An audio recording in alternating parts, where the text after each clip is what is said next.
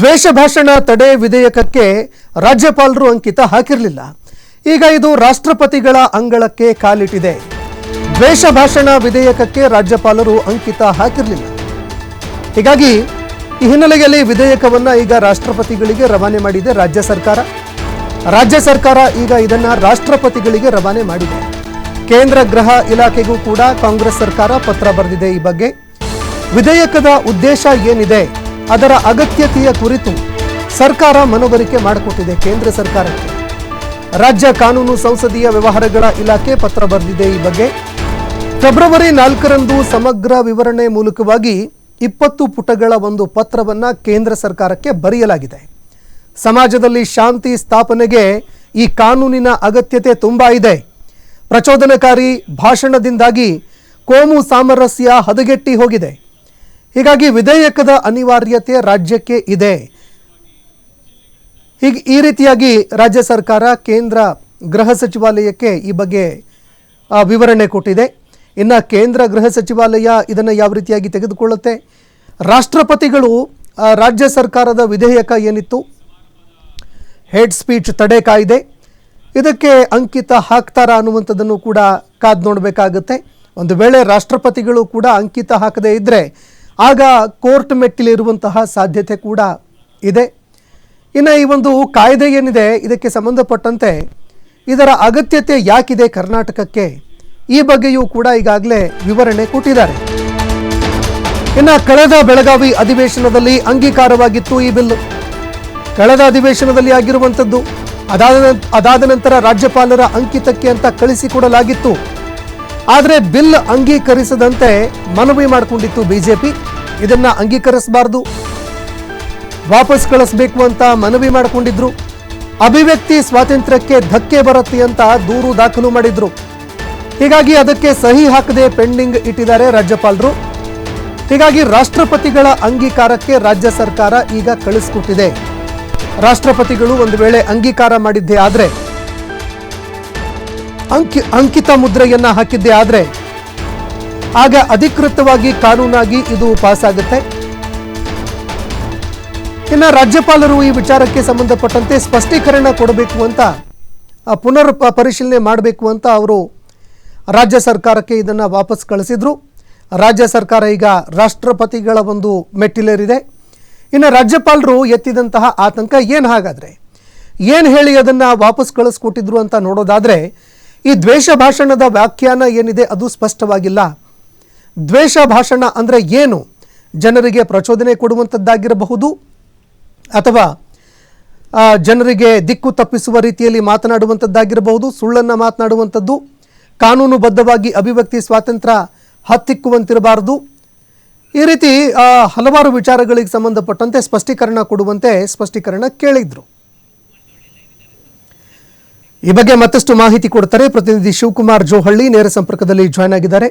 ಶಿವಕುಮಾರ್, ದ್ವೇಷ ಭಾಷಣ ತಡೆಯ ವಿಧೇಯಕ ಇದು ಅಂಗೀಕಾರ ಆಗಬೇಕು ಅಂತ ಒಂದು ಕಡೆ ರಾಜ್ಯ ಸರ್ಕಾರ ರಾಜ್ಯಪಾಲರ ವಿರುದ್ಧ ಸಮರ ಸಾರಿತ್ತು. ಈಗ ರಾಷ್ಟ್ರಪತಿಗಳ ಒಂದು ಎದುರು ಕೂಡ ಇದನ್ನು ತೆಗೆದುಕೊಂಡು ಹೋಗ್ತಾ ಇದೆ.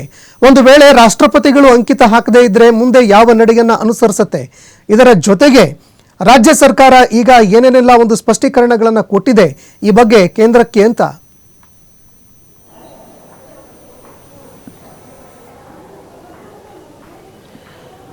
ಸಂತೋಷ್, ಕಳೆದ ಬೆಳಗಾವಿ ಅಧಿವೇಶನದಲ್ಲಿ ದ್ವೇಷ ಭಾಷಣ ವಿಧೇಯಕವನ್ನ ರಾಜ್ಯ ಸರ್ಕಾರ ಜಾರಿಗೆ ತರುವುದಕ್ಕೆ ಮುಂದಾಗಿತ್ತು. ಸದನದಲ್ಲೂ ಕೂಡ ಚರ್ಚೆಯನ್ನು ಮಾಡಿ ಅದನ್ನು ಅಂಗೀಕರಿಸಿತ್ತು. ನಂತರ ರಾಜ್ಯಪಾಲರ ಅಂಕಿತಕ್ಕೆ ಆ ವಿಧೇಯಕವನ್ನು ಕಳಿಸ್ಕೊಟ್ಟಿತ್ತು. ಯಾಕೆಂದರೆ ಕಾಯ್ದೆಯಾಗಿ ಜಾರಿಗೆ ಬರಬೇಕಾಗತ್ತೆ. ಯಾವುದೇ ಒಂದು ಬಿಲ್ಲನ್ನು ಸರ್ಕಾರ ತಂದಂಥ ಸಂದರ್ಭದಲ್ಲಿ ಅದು ಕಾಯ್ದೆಯಾಗಿ ಜಾರಿಗೆ ಬರಬೇಕಾದ್ರೆ ಅದು ರಾಜ್ಯಪಾಲರ ಅಥವಾ ರಾಷ್ಟ್ರಪತಿಗಳ ಅಂಕಿತ ಬೀಳಬೇಕಾಗತ್ತೆ.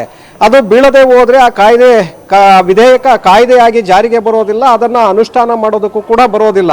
ಹಾಗಾಗಿ ಕರಾವಳಿ ಭಾಗದಲ್ಲಿ ಆಗ್ತಾ ಇದ್ದಂತಹ ಕೋಮು ಸಂಘರ್ಷ, ಪದೇ ಪದೇ ಅಲ್ಲಿ ಆಗ್ತಾ ಇದ್ದಂತಹ ಹಿಂಸಾಚಾರಗಳು, ಇದಕ್ಕೆಲ್ಲವೂ ಕೂಡ ಪ್ರಚೋದನಕಾರಿಯಾಗಿ ಅಲ್ಲಿ ಭಾಷಣ ಮಾಡುವಂಥದ್ದು, ಅದಕ್ಕೆ ಉದ್ರಿಕ್ತ ಯುವ ಸಮೂಹ ಅದಕ್ಕೆ ಉದ್ರಿಕ್ತರಾಗಿ ಈ ರೀತಿಯಾದಂಥ ಒಂದು ಘಟನೆಗಳನ್ನು ಮಾಡ್ತಾ ಇದೆ ಅನ್ನುವಂತಹ ಆರೋಪವನ್ನು ಮಾಡಿ ಕಾಂಗ್ರೆಸ್ ಸರ್ಕಾರ ಅದಕ್ಕೆ ಕಡಿವಾಣವನ್ನು ಹಾಕಬೇಕು ಅನ್ನುವಂಥ ಕಾರಣಕ್ಕೆ ಈ ಒಂದು ದ್ವೇಷ ಭಾಷಣ ವಿಧೇಯಕವನ್ನು ತಂದಿತ್ತು. ಇದು ಬೇರೆ ರಾಜ್ಯಗಳಲ್ಲಿಲ್ಲ. ಈಗಾಗಲೇ ದ್ವೇಷ ಭಾಷಣ ಮಾಡಿದರೆ ಅದಕ್ಕೆ ಆದಂತಹ ಕಾನೂನುಗಳಿದೆ. ಆದರೆ ಸಮಗ್ರವಾಗಿ ಅದೇ ವಿಚಾರವನ್ನು ಮುಂದಿಟ್ಕೊಂಡು ವಿಧೇಯಕವನ್ನು ಬಿಲ್ಲನ್ನು ತಂದಿದ್ದು ಕರ್ನಾಟಕ ಸರ್ಕಾರ. ಸೊ ಹಾಗಾಗಿ ಇದು ರಾಜ್ಯಪಾಲರ ಬಳಿಗೆ ಹೋದಂತಹ ಸಂದರ್ಭದಲ್ಲಿ ಅದರ ಕೂಲಂಕುಷ ಪರಿಶೀಲನೆ ಆಗತ್ತೆ. ನೀವು ತಂದಿರುವಂತಹ ಕಾನೂನಿನ ಏನು ವಿಧೇಯಕವನ್ನು ತಂದಿದ್ದೀರಿ, ಇದರಲ್ಲಿ ಸರಿಯಾದಂತಹ ವ್ಯಾಖ್ಯಾನಗಳನ್ನು ಮಾಡಿಲ್ಲ, ಅಭಿವ್ಯಕ್ತಿ ಸ್ವಾತಂತ್ರ್ಯದ ಉಲ್ಲಂಘನೆ ಆಗುವಂತಹ ಲಕ್ಷಣಗಳು ಕಾಣಿಸ್ತಾ ಇದೆ. ಸಾರ್ವಜನಿಕವಾಗಿ ವಿಧೇಯಕವನ್ನು ತರುವಂತಹ ಸಂದರ್ಭದಲ್ಲಿ ನೀವು ಅಭಿಪ್ರಾಯಗಳಿಗೆ ಅವಕಾಶವನ್ನು ಮಾಡಿಕೊಡ್ಬೇಕಾಗಿತ್ತು, ಅವಕಾಶವನ್ನು ಮಾಡಿಕೊಟ್ಟಿಲ್ಲ. ಸಂಘ ಸಂಸ್ಥೆಗಳು, ಸಂಘಟನೆಗಳು, ಪತ್ರಕರ್ತರ ಸಮೂಹದ ಜೊತೆ ಇದರ ಬಗ್ಗೆ ಚರ್ಚೆಯನ್ನು ಮಾಡಬೇಕಾಗಿತ್ತು, ಅದನ್ನು ಕೂಡ ಇಲ್ಲಿ ಮಾಡಿಲ್ಲ. ಸದನದಲ್ಲೂ ಕೂಡ ಸಮಗ್ರವಾಗಿ ಚರ್ಚೆಗೆ ಅವಕಾಶವನ್ನು ಕೊಟ್ಟಿಲ್ಲ. ತರಾತುರಿಯಲ್ಲಿ ಈ ವಿಧೇಯಕವನ್ನು ತಂದಿದ್ದೀರಿ, ಹಾಗಾಗಿ ನಾವು ಇದಕ್ಕೆ ಅಂಕಿತವನ್ನು ಹಾಕಿದ್ದೆ ಆದರೆ ಮುಂದೆ ಸಾರ್ವಜನಿಕರ ಒಂದು ವೈಯಕ್ತಿಕ ಅಭಿಪ್ರಾಯಗಳೇನಿದೆ ಆ ಅಭಿಪ್ರಾಯಗಳನ್ನು ವ್ಯಕ್ತಪಡಿಸೋದಕ್ಕೂ ಕೂಡ ಕಡಿವಾಣವನ್ನು ಹಾಕದಂತೆ ಆಗತ್ತೆ. ಹಾಗಾಗಿ ಇದರ ಬಗ್ಗೆ ಸ್ಪಷ್ಟೀಕರಣವನ್ನು ಕೊಡಬೇಕು ಅಂತೇಳಿ, ಜೊತೆಗೆ ಆ ಕಾಯ್ದೆಯಲ್ಲಿ ಏನೆಲ್ಲ ಅಂಶಗಳಿತ್ತು ಆ ಲೋಪದೋಷಗಳ ಬಗ್ಗೆ ರಾಜ್ಯಪಾಲರು ಸರ್ಕಾರಕ್ಕೆ ಅದನ್ನು ವಿಧೇಯಕವನ್ನು ವಾಪಸ್ ಕಳಿಸ್ತಾರೆ, ನೀವು ಸ್ಪಷ್ಟೀಕರಣವನ್ನು ಕೊಡಿ ಅಂತ ಕೇಳ್ತಾರೆ. ಅದಕ್ಕೆ ಕೆಲವು ಸ್ಪಷ್ಟೀಕರಣಗಳನ್ನು ಸರ್ಕಾರ ಕೊಟ್ಟು ಮತ್ತೆ ರಾಜ್ಯಪಾಲರಿಗೆ ವಾಪಸ್ ಮಾಡಿತ್ತು. ಆದರೆ ತದನಂತರದಲ್ಲೂ ಕೂಡ ಕೆಲವು ಅಂಶಗಳಿಗೆ ಸ್ಪಷ್ಟೀಕರಣ ಸಿಕ್ಕಿರೋದಿಲ್ಲ. ಆ ಕಾರಣಕ್ಕೆ ರಾಜ್ಯಪಾಲರು ಅದನ್ನು ವಿಧೇಯಕವನ್ನು ಪೆಂಡಿಂಗ್ ಇಡ್ತಾರೆ. ಈಗ ಅಂತಿಮವಾಗಿ ಅದನ್ನು ತರಲೇಬೇಕು ಅನ್ನುವಂಥ ನಿಟ್ಟಿನಲ್ಲಿ ಮುಂದಾಗಿರುವಂಥ ಸರ್ಕಾರ ರಾಷ್ಟ್ರಪತಿಗಳಿಗೆ ಆ ವಿಧೇಯಕವನ್ನು ರವಾನೆ ಮಾಡಿದೆ, ಅವರ ಅಂಗೀಕಾರಕ್ಕೆ ರವಾನೆ ಮಾಡಿದೆ. ರಾಜ್ಯಪಾಲರು ಕೂಡ ತಮ್ಮ ವ್ಯಾಪ್ತಿಯಲ್ಲಿ ಇದು ಆಗೋದಿಲ್ಲ ಅಂತೇಳಿ ಅವರು ಕೂಡ ರಾಷ್ಟ್ರಪತಿಗಳಿಗೆ ಆ ವಿಧೇಯಕವನ್ನು ಕಳಿಸಿದ್ರು. ಯಾಕೆಂದರೆ ಇಂತಿಷ್ಟು ಸಮಯ ಅಂತ ಇರುತ್ತೆ ರಾಜ್ಯಪಾಲರು ಸಹಿಯನ್ನು ಹಾಕೋದಕ್ಕೆ, ಅದನ್ನು ಹೊರತುಪಡಿಸಿ ಅದನ್ನು ತಿರಸ್ಕೃತಗೊಳಿಸಬೇಕು ಅಥವಾ ಅದನ್ನು ಅಂಗೀಕಾರ ಮಾಡಬೇಕಾಗತ್ತೆ. ಸೊ ಹಾಗಾಗಿ ಇದು ತಿರಸ್ಕಾರ ಮಾಡೋದಕ್ಕೂ ಸಾಧ್ಯ ಇಲ್ಲ, ಅಥವಾ ಅಂಗೀಕಾರ ಮಾಡಿದ್ರು ಕೂಡ ಕಷ್ಟ ಅನ್ನುವಂಥ ನಿಟ್ಟಿನಲ್ಲಿ ರಾಜ್ಯಪಾಲರು ಅದನ್ನು ರಾಷ್ಟ್ರಪತಿಗಳಿಗೆ ರವಾನೆಯನ್ನು ಮಾಡ್ತಾರೆ. ಸೊ ಈಗ ರಾಷ್ಟ್ರಪತಿಗಳ ಅಂಗಳದಲ್ಲಿದೆ, ರಾಷ್ಟ್ರಪತಿಗಳು ಅದನ್ನು ಪರಿಶೀಲನೆಯನ್ನು ಮಾಡಬೇಕಾಗತ್ತೆ. ಅದರಲ್ಲಿರುವಂತಹ ಸಾಧಕ ಬಾಧಕಗಳು, ಲೋಪದೋಷಗಳು, ಮತ್ತು ಅದು ಕಾನೂನನ್ನು ಜಾರಿಗೆ ತಂದರೆ ಅದು ವ್ಯಕ್ತಿಯ ಸ್ವಾತಂತ್ರ್ಯದ ಮೇಲೆ ಯಾವ ರೀತಿಯಾದಂಥ ಪರಿಣಾಮವನ್ನು ಬೀರಬಹುದು, ಇದೆಲ್ಲದರ ಬಗ್ಗೆ ಸಮಗ್ರವಾಗಿ ಪರಿಶೀಲನೆಯನ್ನು ಮಾಡಬೇಕಾಗತ್ತೆ. ನಂತರ ಅದನ್ನು ತಿರಸ್ಕೃತಗೊಳಿಸಬಹುದು ಅಥವಾ ಅದನ್ನು ಅಂಗೀಕಾರ ಕೂಡ ಮಾಡಬಹುದು. ಯಾಕೆಂದರೆ ರಾಜ್ಯಪಾಲರು ಮಾಡದೇ ಇದ್ರೂ ಅಲ್ಲಿ ಅಂಗೀಕಾರ ಮಾಡುವಂಥ, ಅದಕ್ಕೆ ಸಹಿ ಹಾಕುವಂಥ ಪರಮೋಚ್ಚ ಅಧಿಕಾರ ರಾಷ್ಟ್ರಪತಿಗಳಿಗಿದೆ. ಅವರೇ ಪರಮೋಚ್ಚ ಆಗಿರೋದ್ರಿಂದ ಸಹಜವಾಗಿ ಅದನ್ನು ಒಪ್ಕೊಳ್ಬೇಕಾಗತ್ತೆ. ಅವರು ಒಂದು ವೇಳೆ ಅಂಗೀಕಾರ ಹಾಕಿದ್ದೇ ಆದರೆ ಅದನ್ನು ಕರ್ನಾಟಕ ಸರ್ಕಾರ ಕಾಯ್ದೆಯಾಗಿ, ಕಾನೂನಾಗಿ ಜಾರಿಗೆ ತರುತ್ತೆ. ಒಂದು ವೇಳೆ ಏನಾದರೂ ಅಲ್ಲೂ ಕೂಡ ತಿರಸ್ಕೃತಗೊಂಡಿದ್ದೇ ಆದರೆ ಅದನ್ನು ಮತ್ತೆ ಪ್ರಶ್ನೆ ಮಾಡೋದಕ್ಕೆ ಆಗೋದಿಲ್ಲ, ಮತ್ತೆ ರಾಷ್ಟ್ರಪತಿಗಳಿಗೆ ಮೇಲ್ಮನವಿಯನ್ನು ಸಲ್ಲಿಸಬೇಕಾಗತ್ತೆ. ಇಲ್ಲ, ನಾವು ಇಂತಹ ಉದ್ದೇಶಕ್ಕಾಗಿ ಸಮಾಜದಲ್ಲಿ ಶಾಂತಿಯನ್ನು ಸ್ಥಾಪನೆ ಮಾಡೋದಕ್ಕಾಗಿ ಯಾರು ದ್ವೇಷಪೂರಿತ ಭಾಷಣವನ್ನು ಮಾಡ್ತಾರೆ ಅಂಥವರಿಂದ ಪ್ರಚೋದನೆಗೊಳಗಾಗ್ತಾರೆ, ಹಾಗಾಗಿ ನಾವು ಈ ಕಾಯ್ದೆಯನ್ನು ತರಬೇಕಾದಂಥ ಅನಿವಾರ್ಯತೆ ಇದೆ. ಸುಪ್ರೀಂ ಕೋರ್ಟ್ನ ತೀರ್ಪುಗಳು, ಹೈಕೋರ್ಟ್ಗಳಲ್ಲಿ ಈ ಹಿಂದೆ ಕೊಟ್ಟಿರುವಂತಹ ತೀರ್ಪುಗಳನ್ನು ಉಲ್ಲೇಖಿಸಿಯೇ ನಾವು ಈ ಕಾಯ್ದೆಯನ್ನು ತರ್ತಾ ಇದ್ದೀವಿ ಅಂತೇಳಿ ಅವರಿಗೆ ಮನವರಿಕೆಯನ್ನು ಮಾಡಿಕೊಟ್ಟು ನಂತರ ಅದಕ್ಕೆ ಸಹಿಯನ್ನು ಪಡೆಯೋದಕ್ಕೂ ಕೂಡ ಅವಕಾಶಗಳಿದೆ. ಈಗ ರಾಷ್ಟ್ರಪತಿಗಳ ಭವನದಲ್ಲಿ ಅದು ಇರೋದ್ರಿಂದ ಅವರು ಯಾವ ನಿರ್ಧಾರವನ್ನು ತೆಗೆದುಕೊಳ್ತಾರೆ ನೋಡ್ಬೇಕಾಗತ್ತೆ. ಇದರ ಜೊತೆಗೆ ರಾಜ್ಯ ಸರ್ಕಾರ ಕೇಂದ್ರ ಗೃಹ ಇಲಾಖೆಗೂ ಕೂಡ ಫೆಬ್ರವರಿ 4ರಂದು 20 ಪುಟಗಳ ಒಂದು ಪತ್ರವನ್ನು ಕೂಡ ಬರೆದಿದೆ.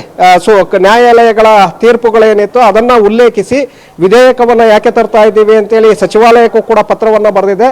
ಅಲ್ಲಿಂದ ಯಾವ ರೀತಿಯಾದಂಥ ರೆಸ್ಪಾನ್ಸ್ ಬರುತ್ತೆ ನೋಡ್ಬೇಕಾಗತ್ತೆ. ಸಂತೋಷ್, ಧನ್ಯವಾದಗಳು ಶಿವಕುಮಾರ್ ನಿಮ್ಮೆಲ್ಲ ಮಾಹಿತಿಗೆ.